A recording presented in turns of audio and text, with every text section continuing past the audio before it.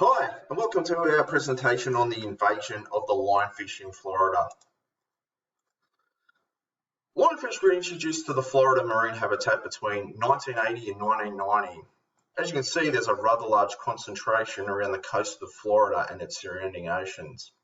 In fact, the density population growth of the lionfish in 2004 was 21 lionfish per hectare, and then measured again in 4 years, it was in 2008, there was 450 lionfish per hectare.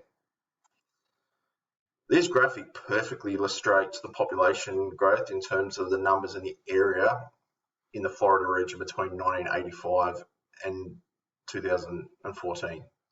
So 1985, 2014, that's a big population growth. So what's been the reef impact since the lionfish have invaded Florida? Well, for starters, lionfish have reduced the local tomtate fish by 45%. We know this for a fact because the lionfish can prey on crustaceans or fish up to 13 centimetres. Now, 99.8% of the tomtate fish sampled in the local oceans are above 14 centimetres. So you can see the lionfish has had an impact there. But an examination of stomach contents has also revealed that 54% of what the lionfishes eat was made up of 4 species of local fish. These being the masked goby, the blue chromis, the blue-headed wrasse, and the Creole wrasse.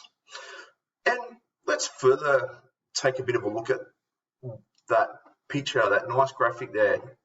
It shows how many lionfish are actually in the Florida Ocean. And as you can see, there's a lack of smaller fish and also a lack of corals. So the lionfish has had an impact. Let's further analyse the reef impact. So this graphic over here in Figure 5 perfectly illustrates the impact the species has had on the reef in which they live. Coral reefs depend on these fishes and planktons and crustaceans to survive. The coral reefs are very important to the environment as they remove carbon dioxide and protect the coastlines from weather events. And also, another impact has been that the commercially harvested group of fish are now starving.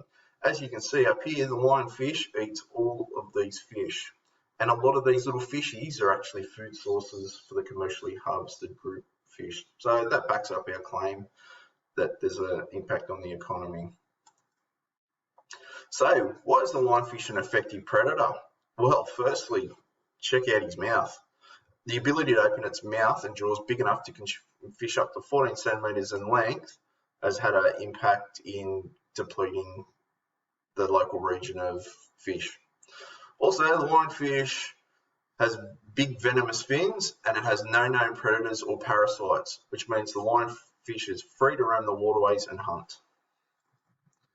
So, what are some solutions we could implement to decrease the numbers and their impact? Well, we could create some commercial fishing tournaments for starters. We could also increase our efforts to catch them from deeper waters and not just the shallow waters. And we could also encourage commercial exploitation of lionfish. Another thing we could do is develop some recipes and proper lionfish cooking preparation techniques. And that could see the lionfish become a delicacy, like our friend on the plate over here. Thus, this would further encourage commercial fishing of the species and help reduce the numbers. So, in conclusion, yes, the lionfish has had a detrimental impact to Florida. There's been losses to marine diversity, which has caused environmental and economic permutations for Florida. Action needs to be taken, guys, to ensure the numbers of lionfish are managed and controlled so that marine biodiversity and the environment and the economy of Florida can recover. Thank you.